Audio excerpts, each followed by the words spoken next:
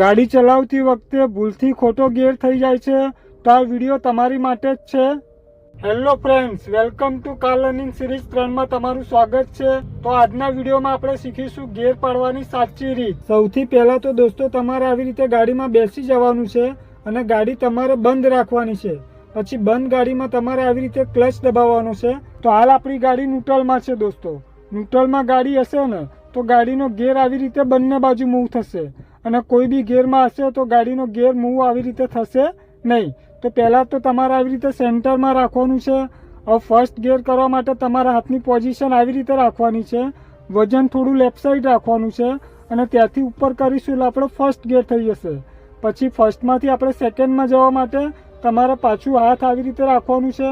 વજન થોડું left side રાખવાનું છે અને ત્યાંથી 2 સ્ટેપમાં નીચે ખેંચીશું એટલે આપણો સેકન્ડ ગેર આવી જશે।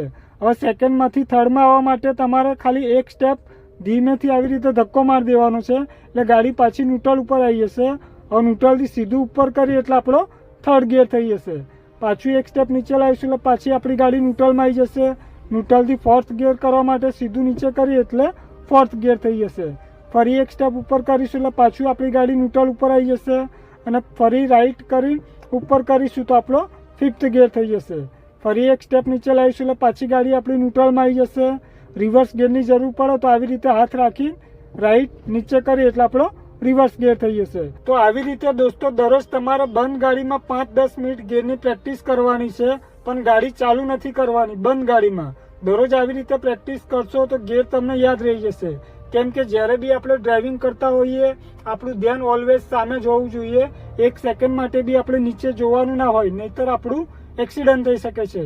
તો દોસ્તો આ વિડીયો મારો પસંદ આવ્યો હોય તો વિડીયોને લાઇક કરો, શેર કરો અને જો યુટ્યુબમાં જોતા હોય તો સબસ્ક્રાઈબ કરી લો અને ઇન્સ્ટામાં જોતા હોય તો મારા પેજને ફોલો કરી લો। તો ચાલો દોસ્તો મળીએ આપણે નેક્સ્ટ વિડીયોમાં।